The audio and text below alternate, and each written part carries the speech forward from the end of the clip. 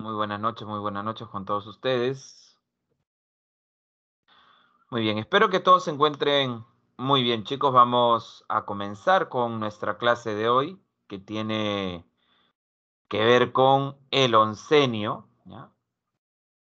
Vamos a hablar de eso. Y a ver, vamos a recordar un poquito, jóvenes.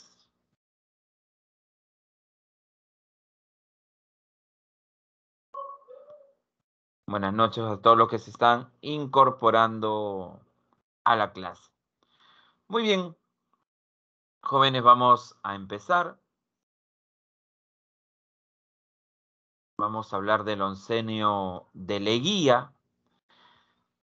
Y como les preguntaba al inicio, si es que tenían alguna duda sobre la clase anterior, justamente, ¿cuál era el periodo anterior al oncenio de Leguía?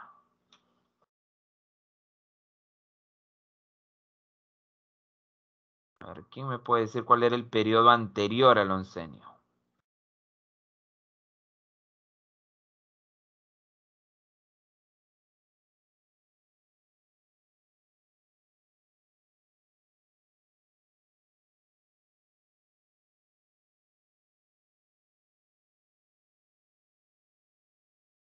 A ver, ¿alguien recuerda? Muy bien, República Aristocrática. Muy bien. A ver, algunos puntos básicos a recordar. Partido político que predominaba durante la República Aristocrática.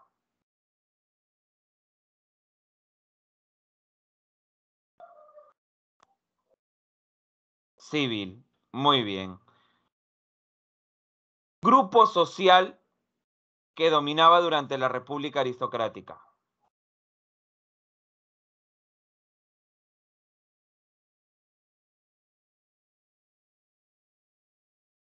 Muy bien. La oligarquía. Muy bien. La clase alta, ¿cierto? Los oligarcas. Muy bien. Principal actividad económica de los oligarcas.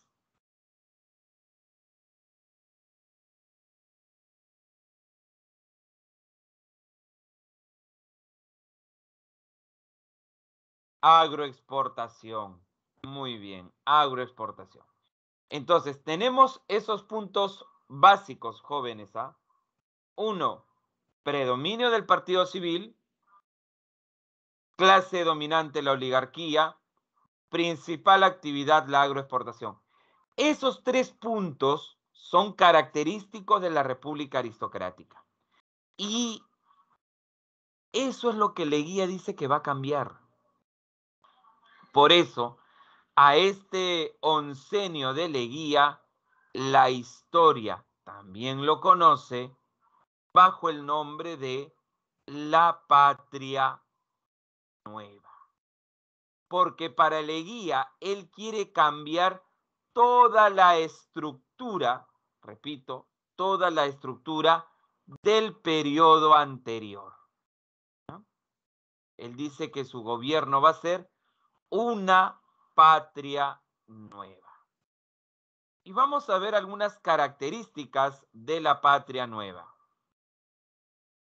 Fue un concepto político utilizado por Leguía que le permitió obtener gran simpatía por parte de la población.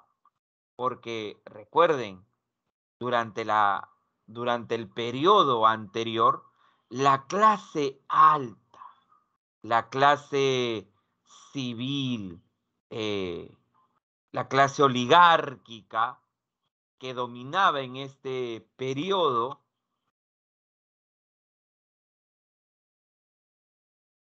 discriminaba políticamente, socialmente,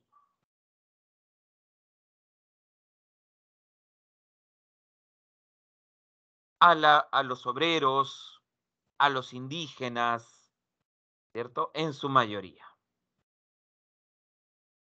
Y Leguía es considerado, jóvenes, como el presidente más populista, repito, el presidente más populista de este periodo. Muy bien.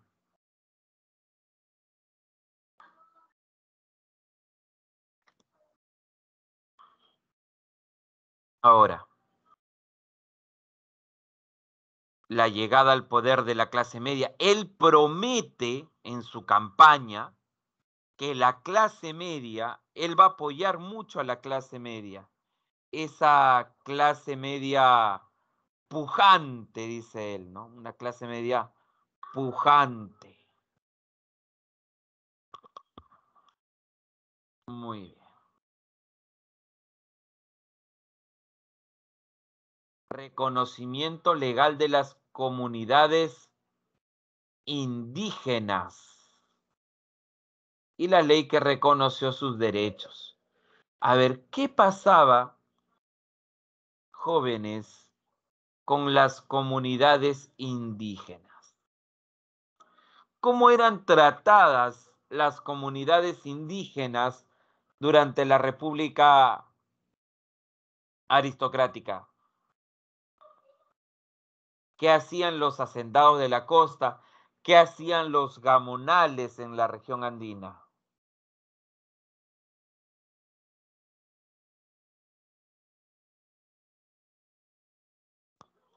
¿Por qué se rebeló, por ejemplo, Rumimaki en su momento?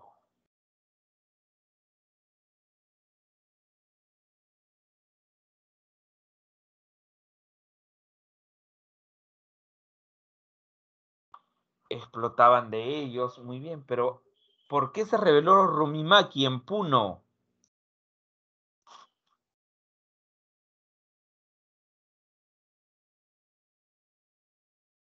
Muy bien, trabajaban muchas horas, pero recuerden, les arrebataban sus tierras. No te vayas a olvidar, les arrebataban sus tierras. Entonces, como les quitaban sus tierras, ¿qué es lo que hace Leguía? Al reconocer a las comunidades indígenas, está legalizando su dominio sobre esos territorios. Muy bien. Busca modernizar el Estado. Busca modernizar el Estado. Profe, ¿cómo es eso de modernizar el Estado? Leguía tenía la idea de hacer del Perú un país de primer mundo. Repito, un país de primer mundo. Y para eso tenía obviamente pues que modernizar la capital. Buscó también ampliar al Estado. Y como iba a apoyar a la clase media, ¿ah? Acá tenemos a la clase media, esta clase media se va a convertir en la burocracia del Estado. ¿Y a qué nos referimos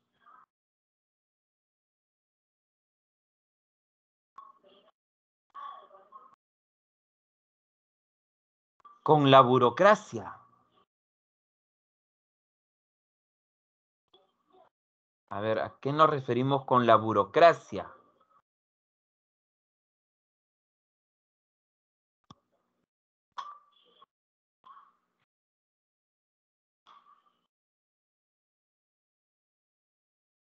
Funcionarios públicos.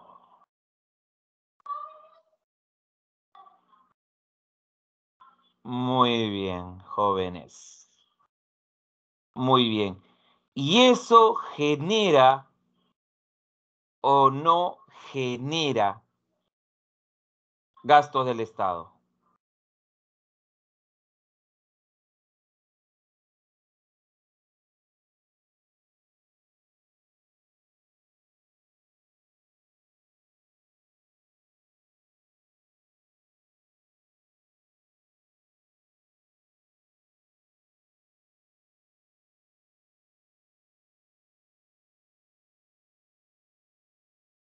Aumenta, jóvenes, aumenta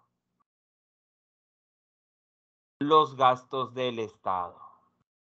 Muy bien. Muy bien, jóvenes. Seguimos.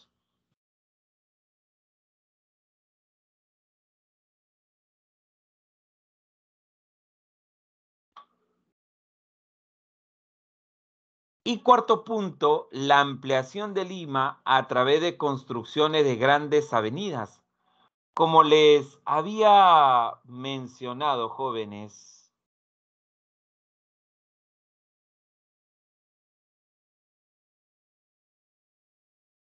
Leguía quería modernizar la capital, ¿correcto? Quería modernizar, repito, la capital, hacer de Lima una ciudad de primer mundo.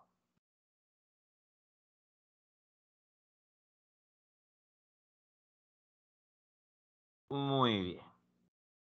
Profe, se celebró el centenario de la independencia, claro. 1900, jóvenes, 21. Y también el centenario de la batalla de Ayacucho.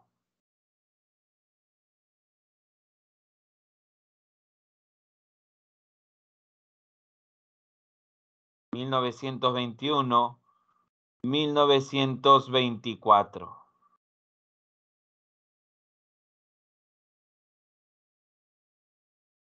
Muy bien, seguimos. Ahora, antes de ir a la Constitución de 1920, muchachos,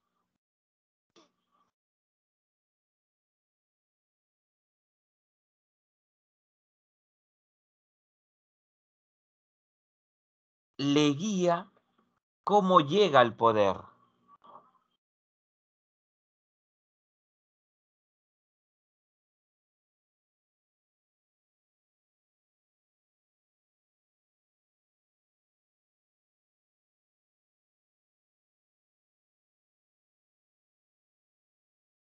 A ver, ¿cómo llegó al poder, muchachos?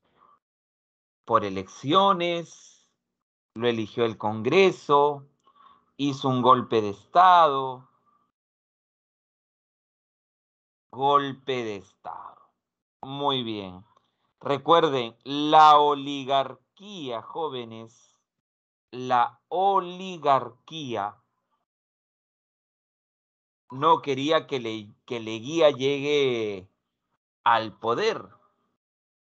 Su candidato, ¿no? La oligarquía no lo apoya, al contrario, la oligarquía está en contra de que Leguía llegue al poder. Su candidato de la oligarquía era otro, Antero Aspíllaga, pero no querían que Leguía llegue al poder. Le estaban anulando votos y Leguía obviamente pues comienza a levantar a las masas, comienza a levantar al pueblo, ¿no? Que si no me eligen vienen toda la gente del interior del país, todas las sangres.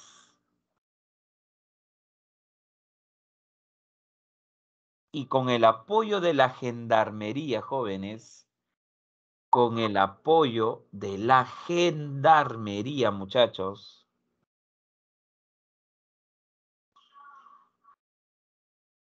llevó a cabo el golpe de Estado. Y con el golpe de Estado, ¿qué institución cierra?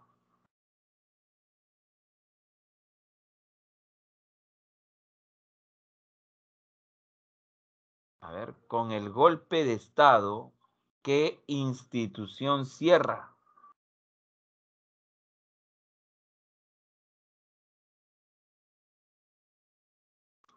A ver, acuérdense de esa palabra muy famosa. disolver.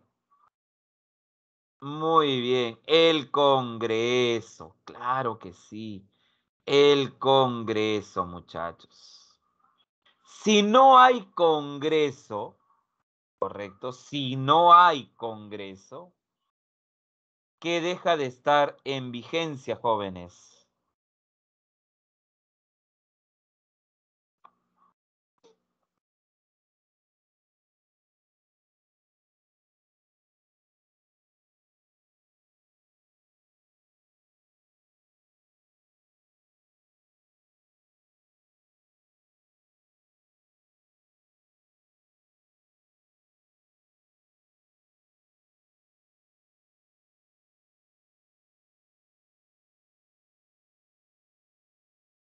La Constitución, claro que sí.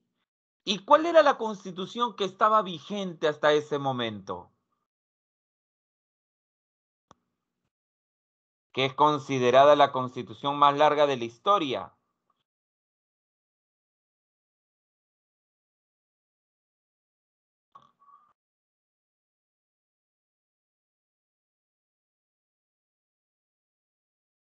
La de 1860, claro. Duró 60 años, así es. Y se creó, jóvenes, la Constitución de 1920. Como dice ahí, la nueva Asamblea, dominada por miembros del Partido Constitucional, a resaltar ahí, miembros del Partido Constitucional, fue revestida con poderes de una asamblea constituyente. Así el nuevo gobierno proclamó la nueva constitución para el Perú, el cual se caracterizaba por lo siguiente. A ver, otra cosa más. Jóvenes, cierra el Congreso, convoca elecciones congresales, ¿ya? Convoca a elecciones congresales, y ese nuevo Congreso que entra y que crea la Constitución de 1920, lo reconoce, lo va a reconocer como el presidente del Perú. Entonces, de esa manera Leguía legaliza su gobierno. Entonces, es un golpe de Estado, no se olviden, un golpe de Estado civil, ¿ah? Por si acaso, un golpe de Estado civil, no se vayan a olvidar. Reemplazó a la Constitución de 1860, establece el mandato constitucional de 5 años. Miren lo que dice acá. Se prohíbe la reelección presidencial. Pero, oh sorpresa, jóvenes, los que habían ingresado al Congreso, ¿ya? Los que habían ingresado al Congreso, dicen, bueno, nosotros queremos, Leguía, que tú te quedes en el poder. Queremos que te relijas. Y Leguía, se sorprende, bueno, si ustedes quieren, bueno, yo me sacrifico por el Perú, si quieren que siga gobernando, ¿qué puedo hacer? Y hacia 1923, se hace una reforma electoral y se aplica una reelección inmediata. Eso, a ver, muy buena tu pregunta. Ahorita voy a responder. Dice, profe, o sea, cuando se disuelve un congreso necesariamente se forma una constitución. Eso es a criterio del presidente. ¿Ya? Eso va a quedar a criterio. Porque se supone que si no hay congreso ya no hay constitución. Se puede continuar con la misma constitución. ¿Ya? Pero los presidentes aprovechan para acomodar la constitución a su imagen y semejanza. Lo hizo Leguía y por ahí algún otro presidente que también, oh casualidad, cerró el Congreso y, oh casualidad, creó su nueva constitución. Lo dejo ahí porque después dicen, no, profesor, usted está diciendo tendenciosamente. No, no, no. La historia está escrita. ¿Ah? La historia está escrita. ¿Ah? Y yo te tengo que decir lo que viene en un examen de admisión, para un examen de admisión, ¿sí o no? No te puedo dar mi criterio personal, porque San Marcos no te va a preguntar lo que yo opino o pienso. Pero así está en la historia, muchachos. Claro, así es. La decisión ahí, por eso, él, ¿qué es lo que dice? Miren lo que dice ahí. Fue revestida con poderes de asamblea constituyente. Es que no ven que no hay congreso. El que va a establecer el nuevo congreso es el presidente. Va a convocar a elecciones. Muy bien. Entonces dijimos, en 1823 se hace una reforma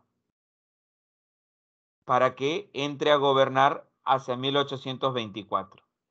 Hacia 1800, hacia 1827, si es que mal no me equivoco, jóvenes,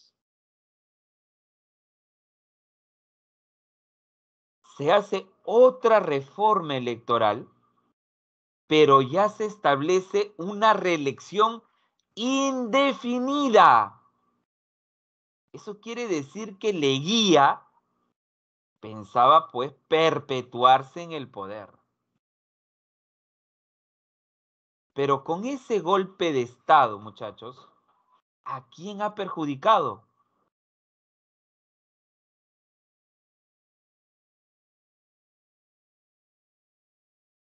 A ver, ¿a quién ha perjudicado, muchachos?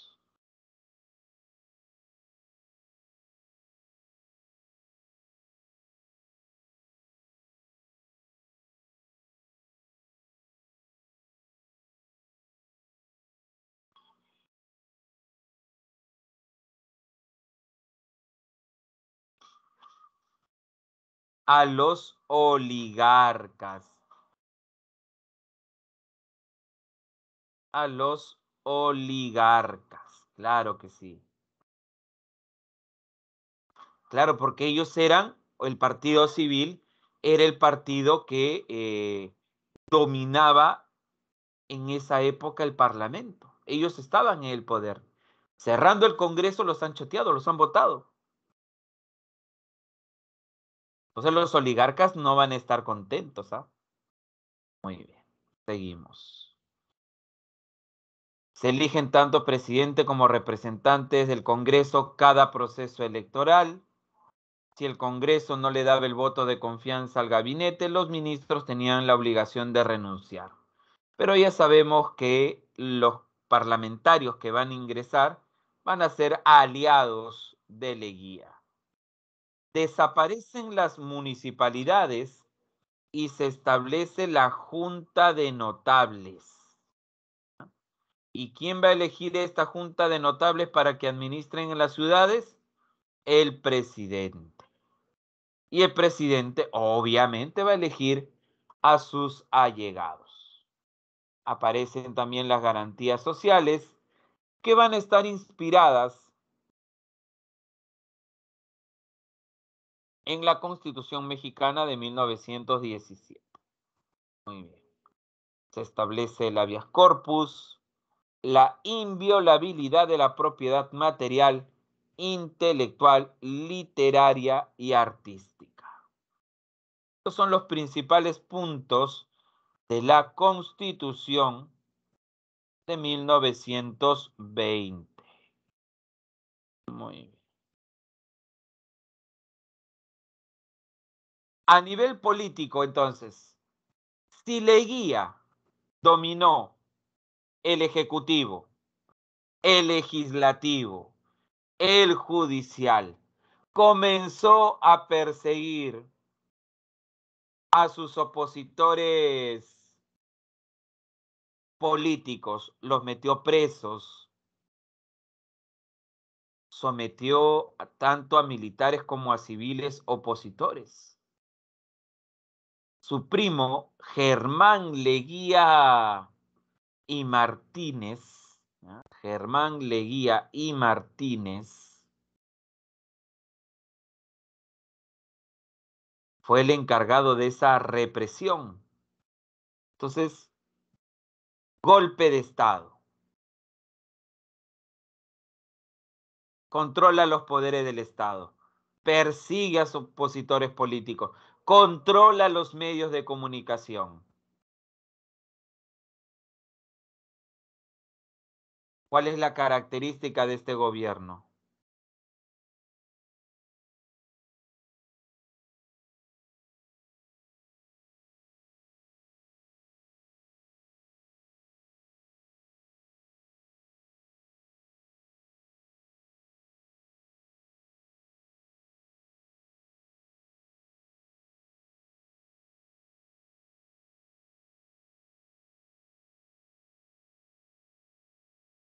Una dictadura, jóvenes.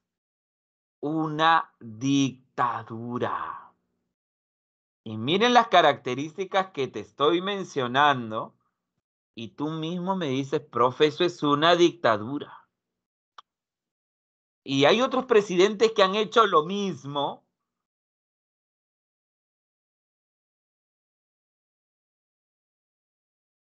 Y te dicen que no es dictadura, ¿no? Digo nomás, muchachos. Digo nomás.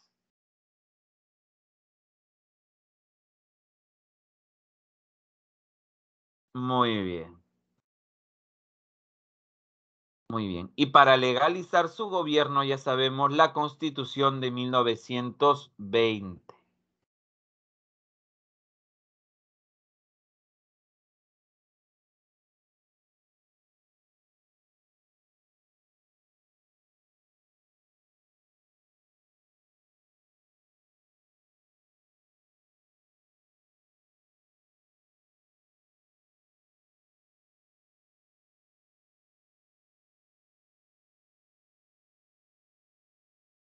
Muy bien. Ahora, ¿quiénes eran los partidos políticos a quien, más que partidos políticos, opositores políticos a los cuales Leguía les va a hacer una invitación muy amistosa, ¿no? Los llama y les dice,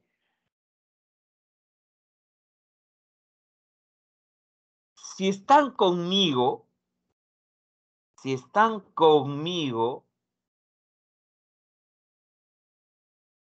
no les va a pasar nada.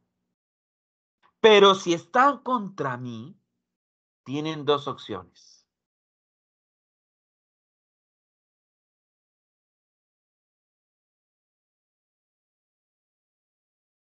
Si se quedan acá, se van presos.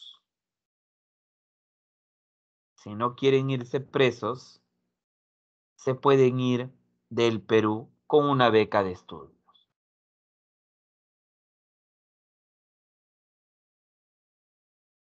¿Qué crees que hicieron? Se quedaron, no importa sean presos, pero se quedaron aquí en el Perú. O casualidad, quiero estudiar, me voy afuera.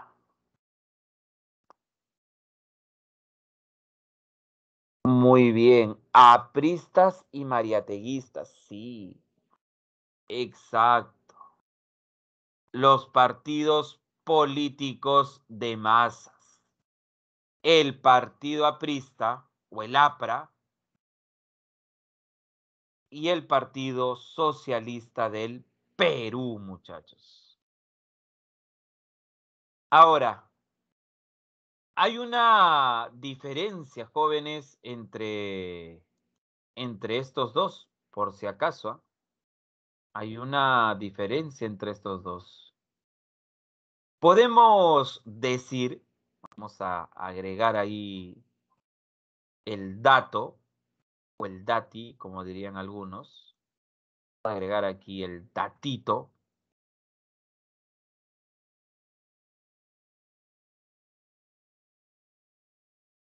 Y podemos decir que el APRA fue un partido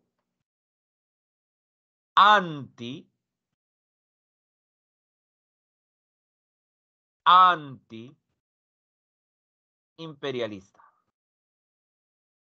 Anti-imperialista. Lo voy a poner acá abajo.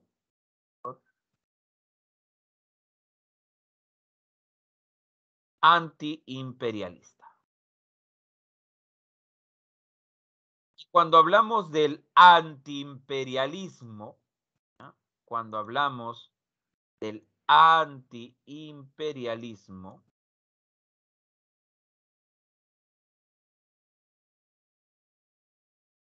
¿en contra de qué país estamos hablando?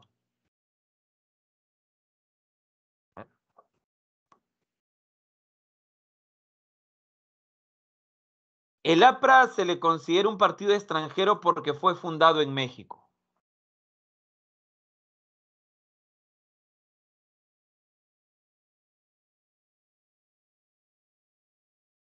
Muy bien, en contra de los Estados Unidos.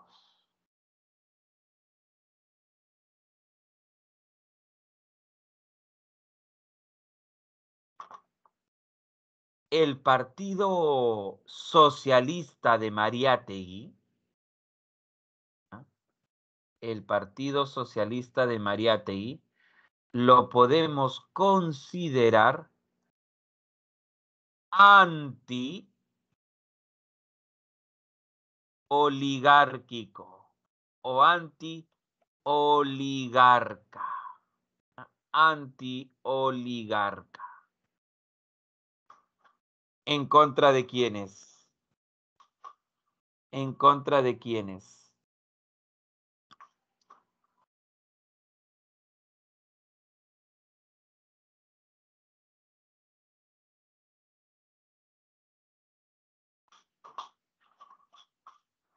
¿Qué quiere decir oligarcas? Clases altas en contra de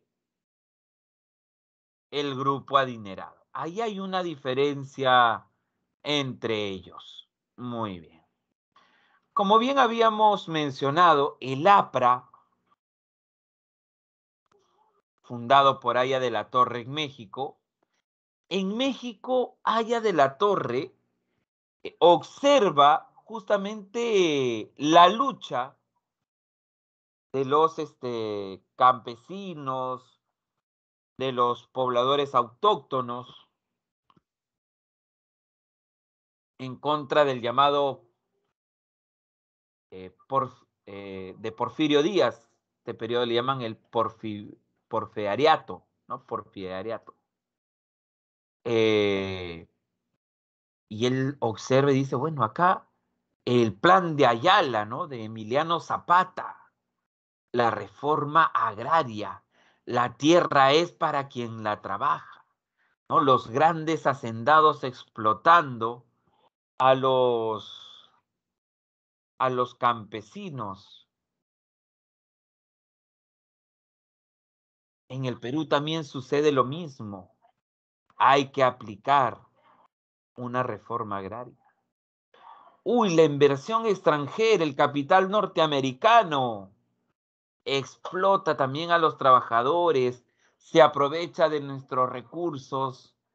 Hay que nacionalizar empresas. En el Perú también ocurre lo mismo. En el Perú también hay que hacerlo. Entonces, esas ideas las obtiene, repito, de la Revolución Mexicana. Por el otro lado, jóvenes, Mariátegui dice, hay que hacer una revolución popular, que obreros y campesinos, ¿ah? Que obreros y campesinos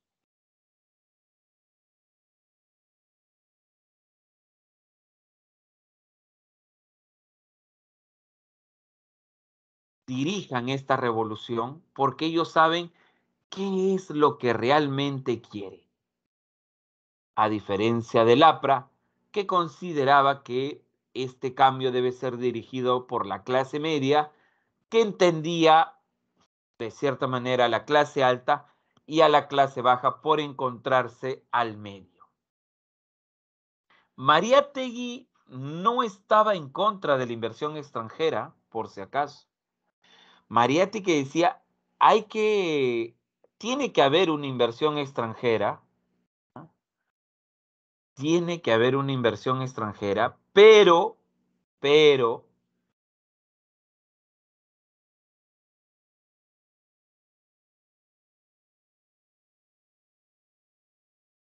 el Estado, el Estado debe de regular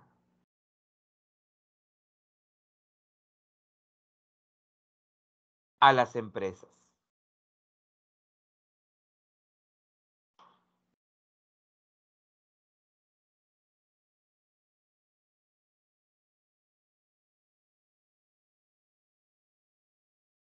Muy bien, esa es la diferencia, jóvenes.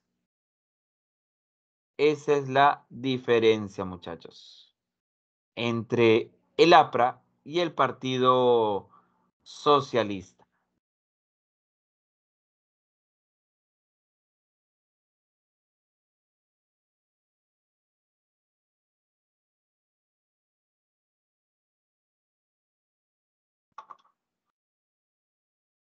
Muy bien. Y uno de los grandes problemas de Leguía que sucedió durante su primer gobierno y que también va a suceder en este segundo gobierno son los problemas limítrofes, muchachos. Problemas limítrofes. Y antes de pasar a los problemas limítrofes, ustedes saben que un poeta peruano durante el oncenio estuvo preso y para no volver a la cárcel se tuvo que ir del país. ¿A quién me estoy refiriendo?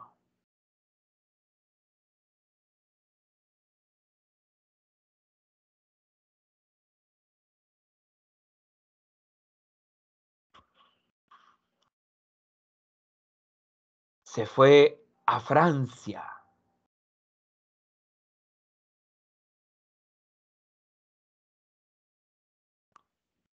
Moriré en París con aguacero.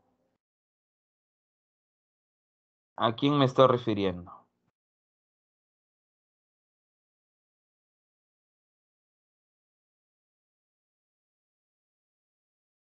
Vallejo, claro, Vallejo. Vallejo formaba parte de los intelectuales del norte del país, ¿no? Antenor Orrego, Aya de la Torre, César Vallejo, ¿no? Eran del norte del país. De repente por ahí en el caso de Vallejo era de la Libertad, zona, eh, digamos, más de provincia, más andina, no del centro, no de Trujillo, pero dentro de los intelectuales, Vallejo está reconocido, ¿no? Y en esta época es que se producen esos acontecimientos. Muy bien.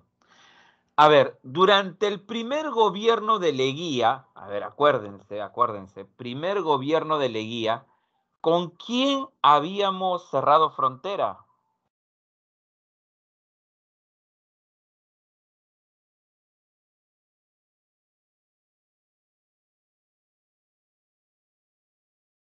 A ver, ¿con quién habíamos cerrado frontera, muchachos?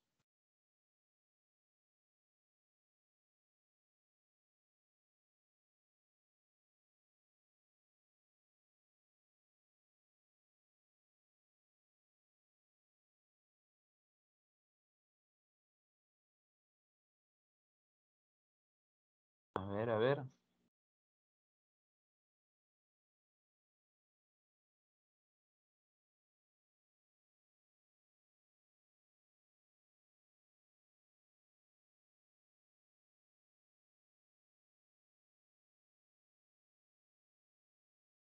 Con Ecuador habíamos llegado a cerrar fronteras, jóvenes.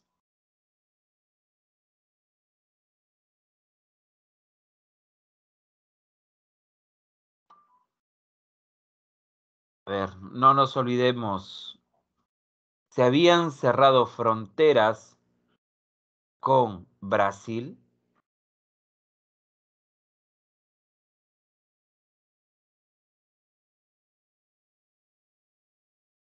y con Bolivia.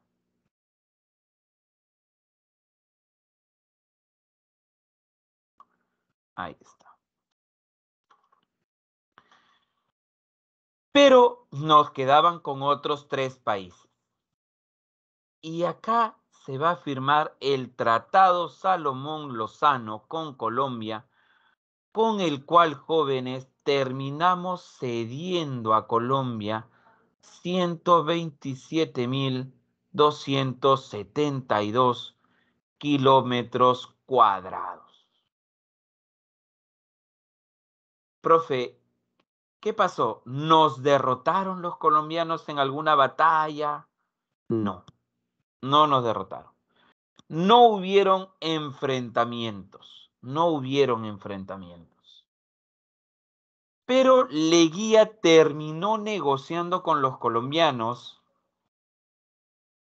y muchos consideran que la intervención de los Estados Unidos tuvo mucho que ver. Al final le terminamos cediendo el trapecio amazónico, el pueblo de Leticia, y jóvenes,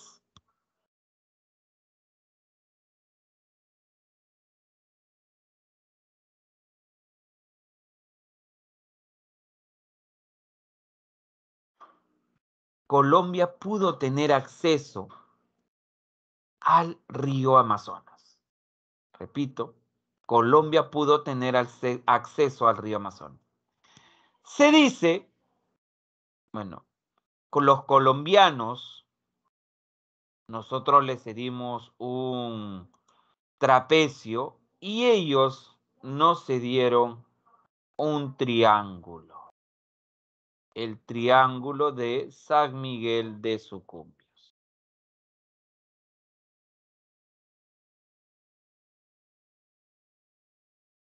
Muy bien. Ese había sido el intercambio, ese había sido el acuerdo entre estas dos naciones. Y otra promesa de campaña de Leguía era solucionar el problema de Tacna y Arica. El plebiscito nunca se había llevado a cabo. Y Leguía, que tenía buenas relaciones con los Estados Unidos, le pide que lleven a cabo la misión Pershing. ¿Ah? La misión Pershing. Y que esta misión le diga si se daban las condiciones o no para llevar a cabo el plebiscito. La misión Pershing le dijo a Leguía, no. Si tú llevas a cabo el plebiscito, lo más probable es que pierdas Tacna y Arica. Así que mejor negocie. Y eso fue lo que hizo Leguía. En el Tratado de Lima de 1929, o también conocido como el Tratado Radagamio Figueroa Larraín. Con ese tratado, jóvenes, Tacna regresa al Perú y Arica se termina quedando con Chile. Y Chile nos hace un pago de 6 millones de dólares. En eso consiste, jóvenes, en eso consiste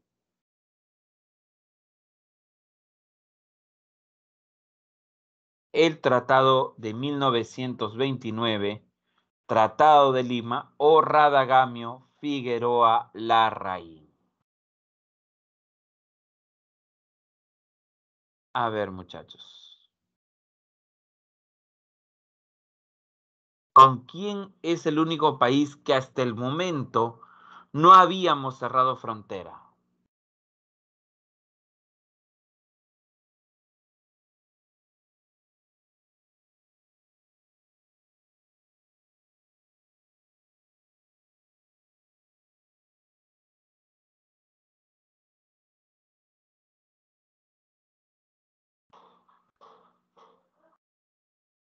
Con Ecuador.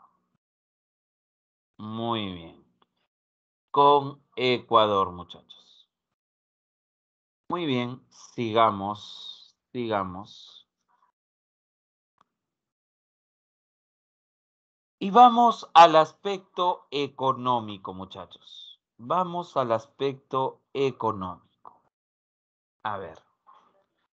El oncenio de Leguía se caracteriza por ser un gobierno entreguista y clientelista.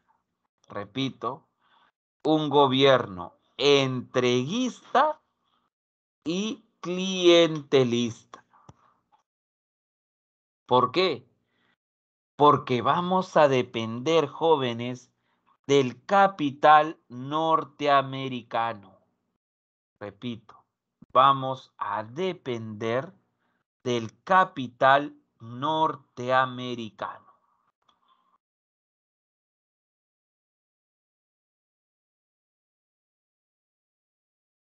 El desplazamiento del capital inglés por el capital de los Estados Unidos, porque va a ser el principal inversor en nuestro país. Ahora, ¿y por qué dependemos del capital de los Estados Unidos? Porque, repito, Leguía quería hacer del Perú un país de primer mundo y para eso Lima tenía que ser la capital eh, más importante, ¿no? Y todo eso Leguía pensaba hacerlo con préstamos. Se dice que nuestra deuda externa, jóvenes, nuestra deuda externa creció durante el oncenio de 25 millones a 221 millones. Así creció nuestra deuda externa.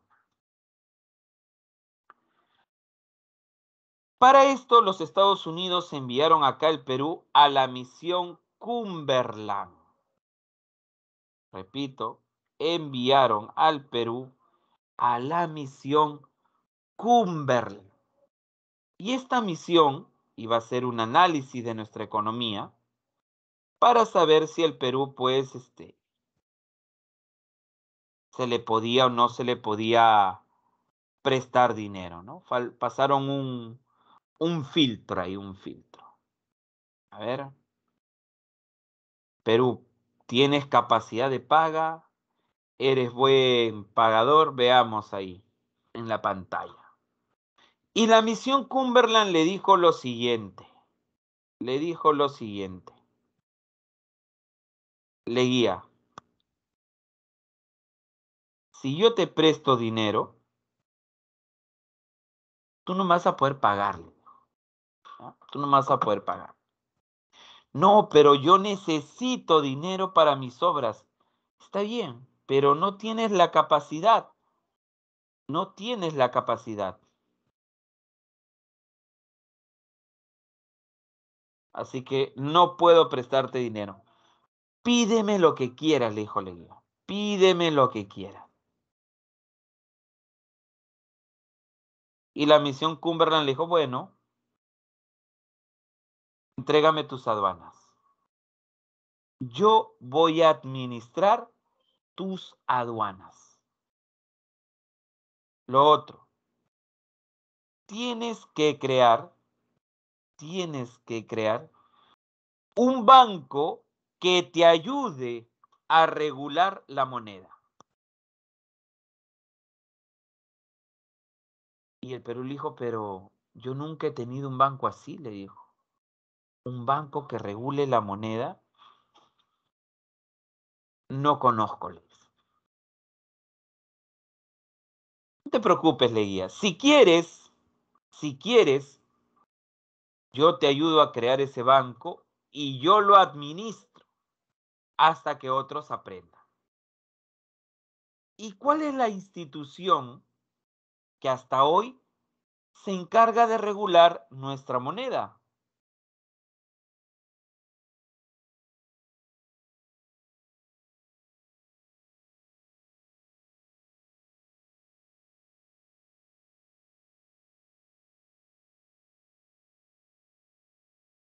Muy bien.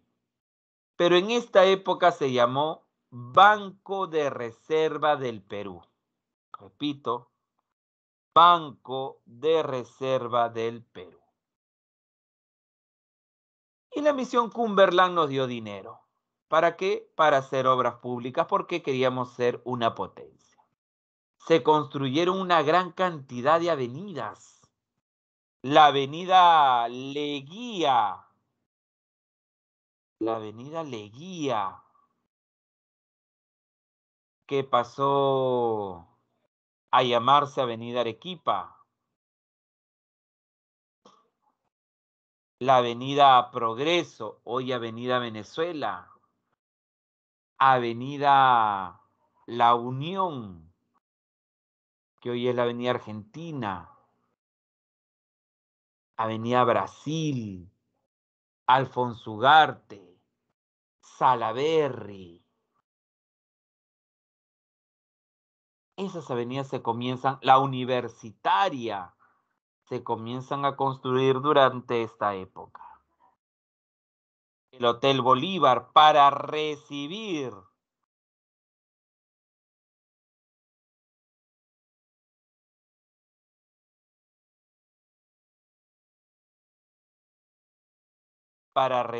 jóvenes, para recibir a los inversores del extranjero.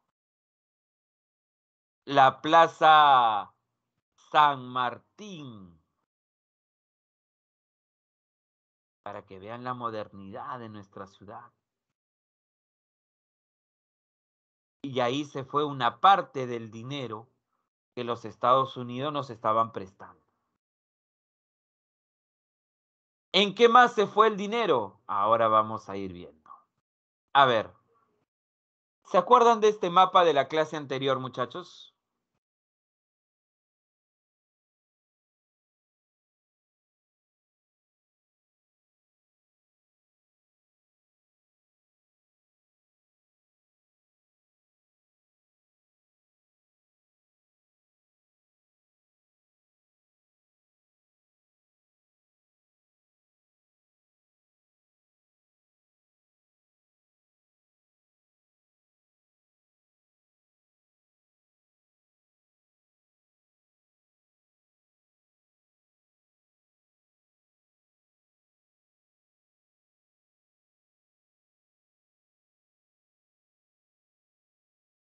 Muy bien. A ver, de esos recursos, a ver, recuerden, ¿cuáles estaban en manos de capital extranjero?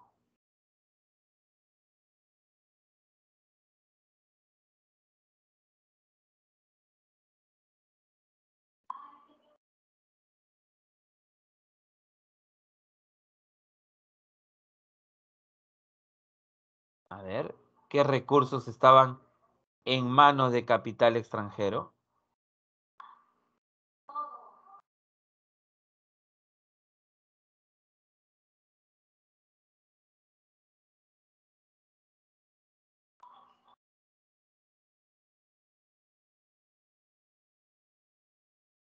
Minería y petróleo. Muy bien, vamos a ir descartando. Exacto. En la minería. A ver, jóvenes, ¿se acuerdan qué empresa explotaba nuestra minería?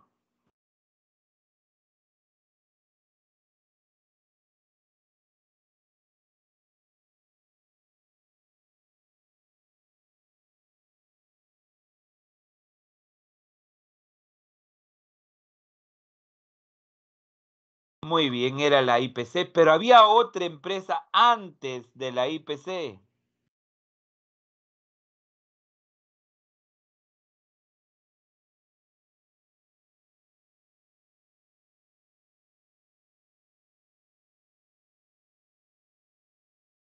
Muy bien, la London Pacific. ¿Y la London Pacific por qué se fue? ¿Por qué la London Pacific dijo, Perú, ¿sabes qué? Le vendo mi empresa a la IPC, arréglate con la IPC, nos vemos, que te vaya bien. Si te vi, no me acuerdo. ¿Ah? ¿Por qué la London Pacific se fue?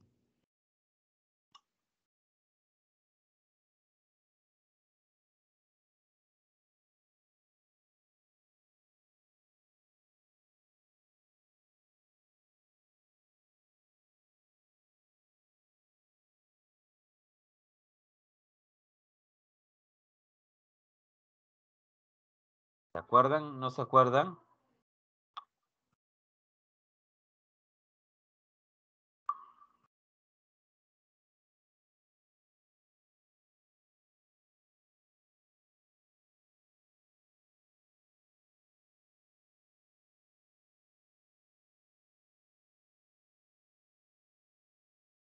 Porque la London Pacific, ¿qué no quería pagar, muchachos?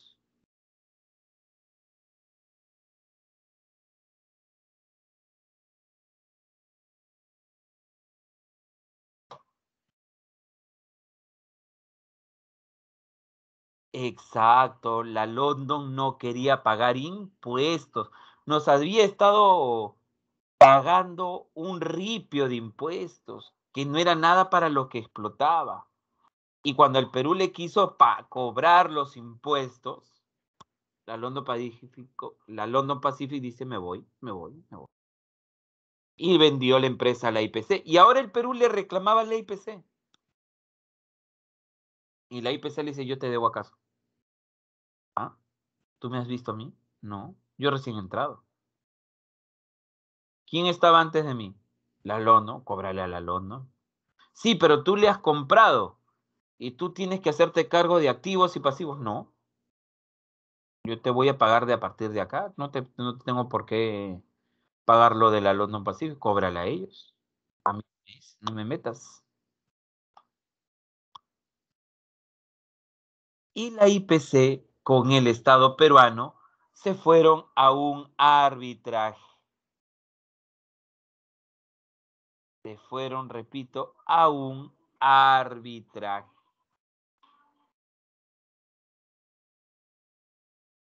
Y ese es el famoso laudo de París, o como también se le conoce, Salomón Grand DAF. Repito, Salomón Grand DAF. ¿Y qué se acordó en este laudo de París? Se acordó lo siguiente. IPC, tienes que pagarle al Estado peruano 1.000.000 de soles, que no era la cantidad de dinero que nos debían, pero era una parte. Y era lo único que nos iban a pagar. Él dijo, Perú, confórmate con tu 1.000.000, ya no te deben nada más. La Brey Pariñas, ahora tú te haces dueña del suelo y subsuelo de la Brey Pariñas.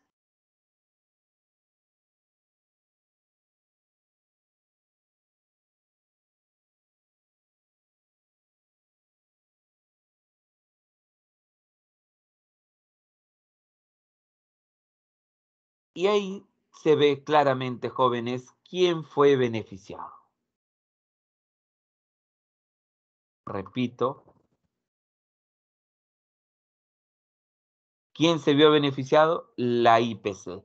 ¿Quién se vio perjudicado? Para variar, el Estado peruano.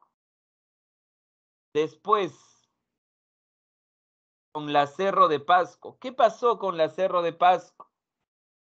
La Cerro de Pasco, jóvenes, el Perú le reduce impuestos. ¿Ah?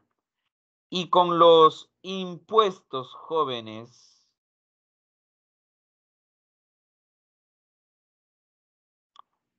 con los impuestos que no nos paga, la Cerro de Pasco construyó su refinería de La Oroya.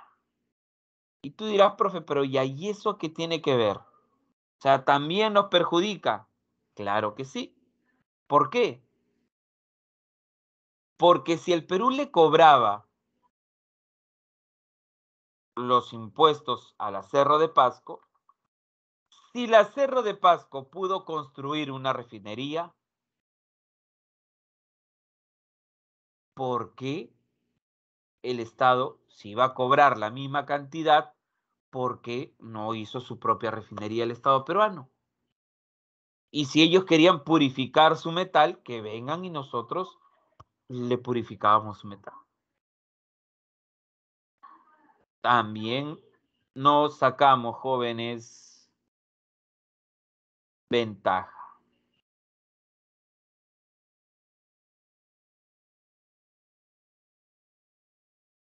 ¿Y con qué otra empresa más? Con la Peruvian Corporation. A ver, ¿se acuerdan esa empresa, muchachos, que administraba?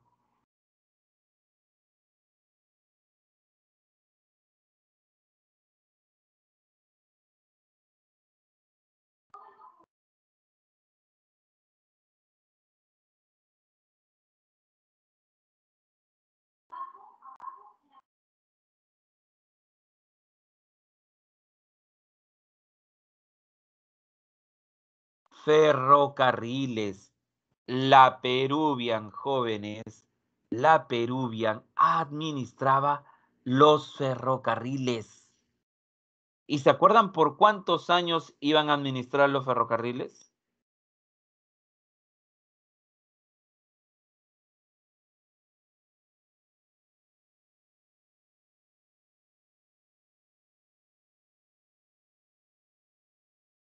66 años. 66.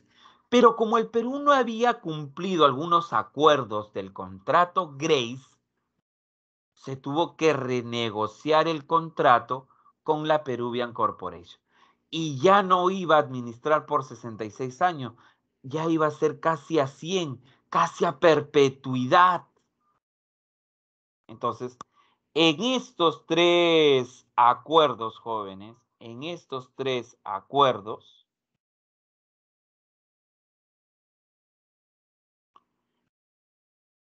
sí, la Peruvian era de capital inglés. Muy bien. En estos tres acuerdos, muchachos, ¿quién salió perjudicado? ¿Quién no se vio beneficiado?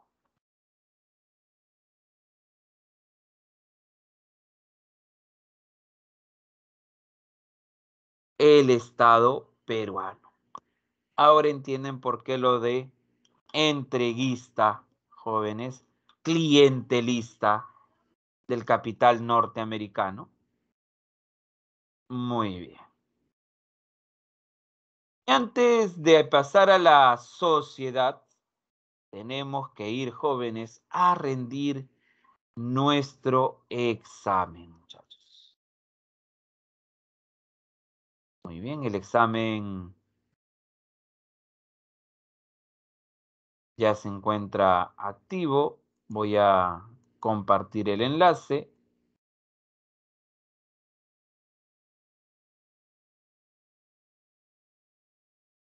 Y 10 minutos regresamos para continuar con nuestra clase de hoy, muchachos. 10 minutos, jóvenes.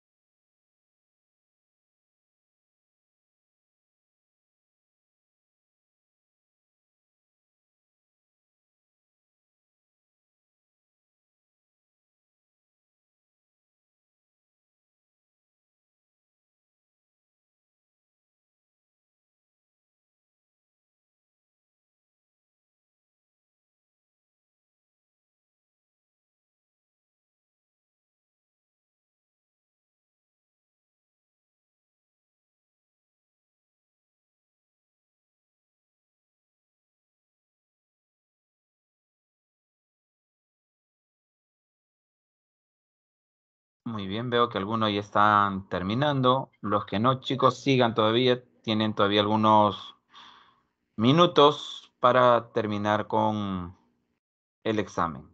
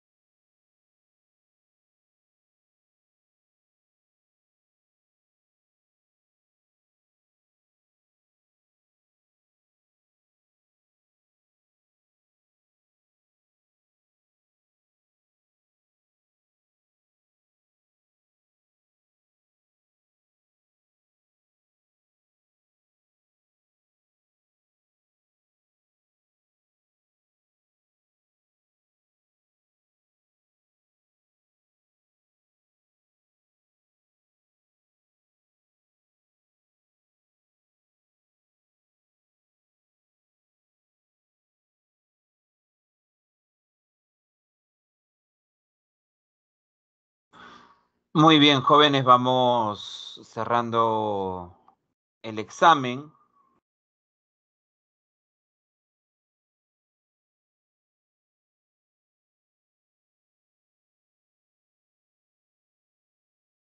Vamos a actualizar.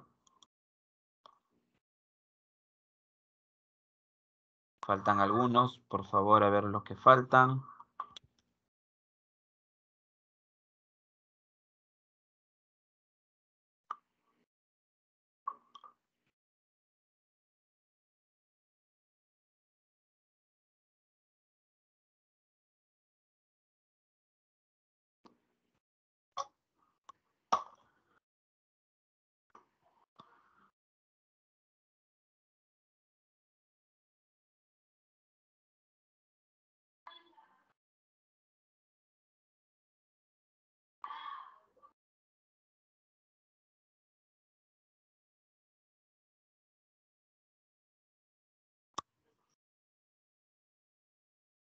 Muy bien, vamos cerrando entonces el examen.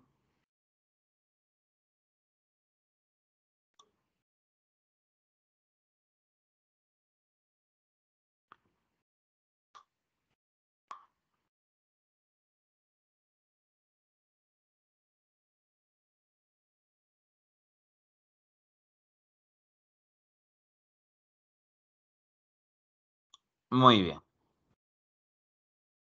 A ver, dice, desde 1920 hasta la fecha, el Estado reconoce la existencia y su personería jurídica a un importante grupo de peruanos, al mismo tiempo que se compromete a promover su desarrollo. La respuesta a la pregunta número 1 era la A, las comunidades campesinas y nativas. En la pregunta número 2, en el año de 1928 el gobierno de Leguía celebró el contrato con la empresa inglesa Peruvian Corporation, la cual favoreció la concesión y explotación de los ferrocarriles. Los ferrocarriles, no se olviden, la Peruvian se va a encargar de administrar los ferrocarriles. Y para terminar con la número 3, el gobierno de Leguía, denominado el Oncenio, trajo consigo el debilitamiento de la oligarquía civilista. Los sectores más favorecidos con su programa modernizador y de expansión del Estado fueron el capital norteamericano y la clase media. Esas serían las respuestas, jóvenes. Muy bien, creo que no hay mayores dudas respecto a las preguntas. Muy bien, seguimos en todo caso. Seguimos. Y vamos al aspecto social. Vamos a la oligarquía, jóvenes. Vamos a la oligarquía. Este gobierno se caracteriza justamente por ser un gobierno anti-oligarca. Repito, un gobierno anti-oligarca. Y una de las maneras de perjudicar a la oligarquía era perjudicando, ¿ya? Perjudicando, jóvenes,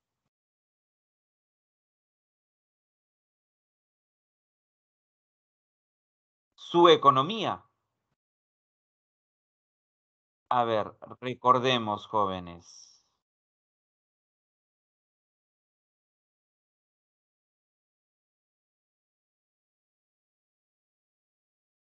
La actividad económica era la llamada agroexportación, ¿correcto? Repito, la llamada agroexportación. Entonces, muchachos,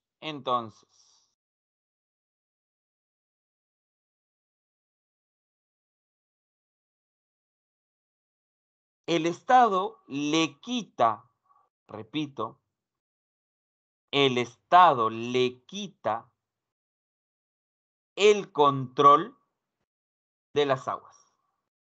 Ya no van a poder regar a su antojo como lo hacían en su momento. ¿Ah? Ya no van a poder, repito, regar a su antojo, sino que ahora el Estado va a tener el control y posteriormente, jóvenes, posteriormente lo va a ceder, ¿ya? Lo va a terminar cediendo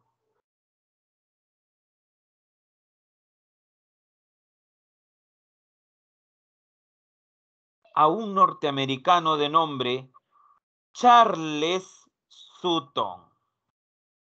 Repito, el llamado Charles Sutton, quien va a llevar a cabo un programa, jóvenes, va a llevar a cabo, repito, un programa de irrigación en la zona de Olmos, en la zona de Imperial.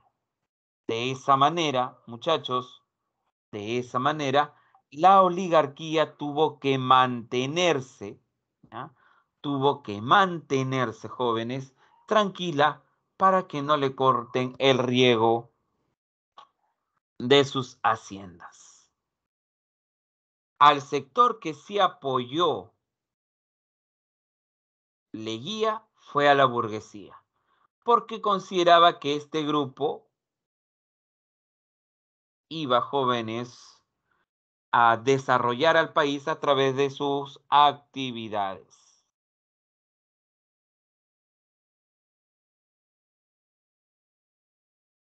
El apoyo, jóvenes, el apoyo a la clase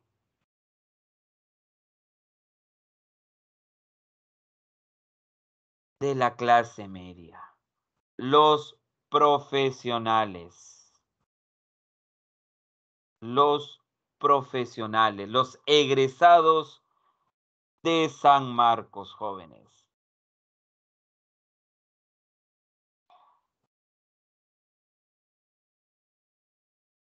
¿Y dónde, jóvenes? ¿Dónde los contrató?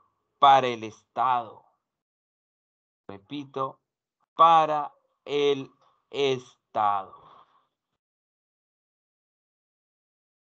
Por eso la burocracia, los funcionarios del Estado comenzaron a aumentar. Y eso, jóvenes, hace crecer también los gastos del Estado.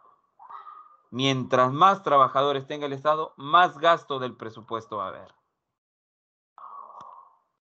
Les dio buenos sueldos, un lugar, les dieron casas.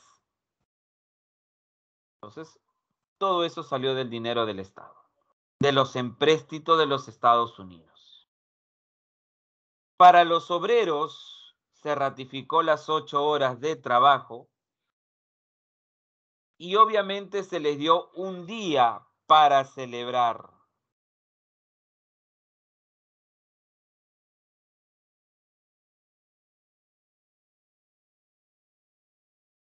¿Cuál es el día de celebración de los obreros? El 1 de mayo. Repito, el 1 de mayo.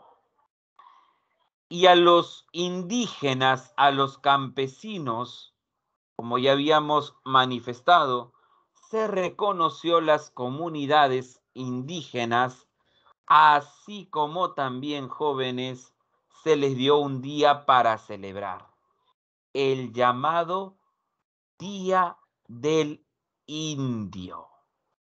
Profe, pero no era Día del Campesino. Lo que sucede es que Velasco, ¿ya? Velasco después va a cambiar este día por Día del Campesino. Muy bien.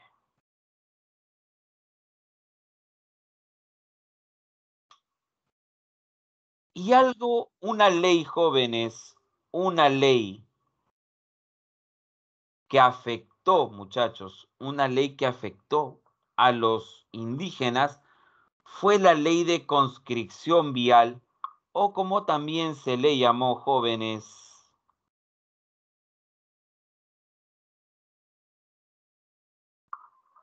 la mita republicana. ¿Por qué perjudicó al indígena? Porque de cierta manera, jóvenes, el indígena tuvo que trabajar, jóvenes, en la construcción de carreteras. Los que por ahí tenían dinero podían pagar una multa para que contraten a otro trabajador, muchachos, ¿ya? Contratar a otro trabajador y él no iba, ¿no? La gente adinerada podía hacerlo. Pero en el caso de los indígenas, tenían que ir sí o sí. Y muchas veces trabajaban más eh, del tiempo estipulado. Entonces, esta es la característica a nivel social. El oncenio, jóvenes, comienza a decaer debido a los problemas económicos, a los excesivos empréstitos. Ya la sociedad no estaba tan contenta con Leguía y obviamente a nivel político la oligarquía esperaba el momento adecuado para sacarlo del poder. Y lo que agudizó, jóvenes, el problema fue el crack de 1929, con la caída de la bolsa de valores de Nueva York, se quiebran los bancos, ¿ya? Se quiebran los bancos, quiebran también las industrias, por lo tanto el Perú ya no va a recibir préstamos. Nuestras exportaciones de materias primas decaen. Si no hay préstamos, no hay obras públicas. Si no hay exportaciones, no hay trabajo. Sin obras públicas y sin exportaciones, no hay trabajo. Eso desencadena, jóvenes, el desempleo.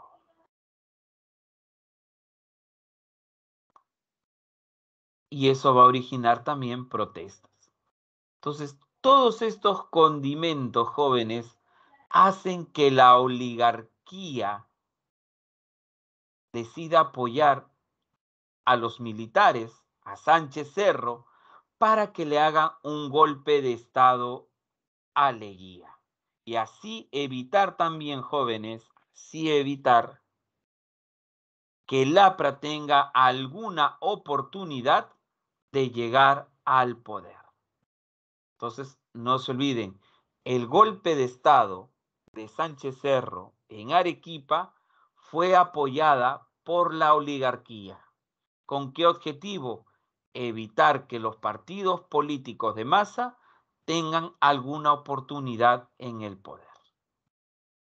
Muy bien, jóvenes. Antes de terminar con nuestra clase, desarrollemos algunas preguntas del material.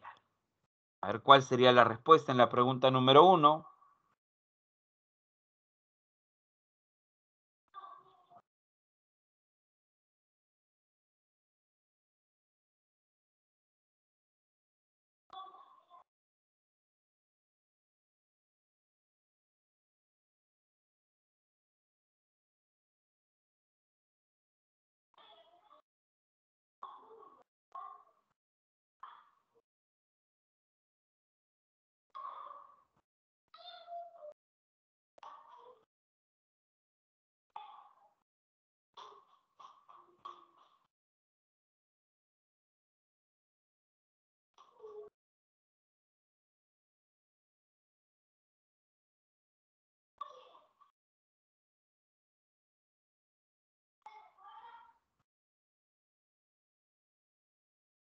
A ver cuál sería la respuesta, jóvenes, a la pregunta número 1.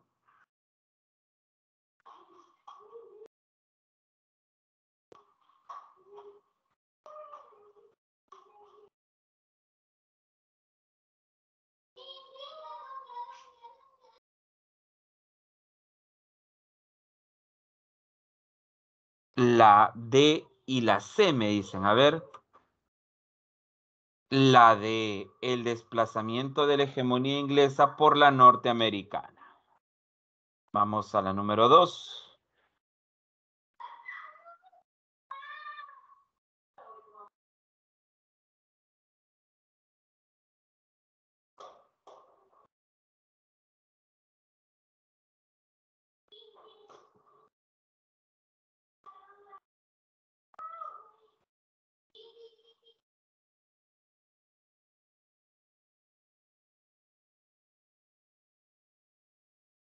La 2, la A me dice. Muy bien. La C, el desplazamiento del civilismo como fuerza política predominante, el culto a la personalidad y un estilo de gobierno dictatorial y populista. Porque la pregunta te dice políticamente. ¿Ah? Vamos con una pregunta más, muchachos. Vamos con la número 3.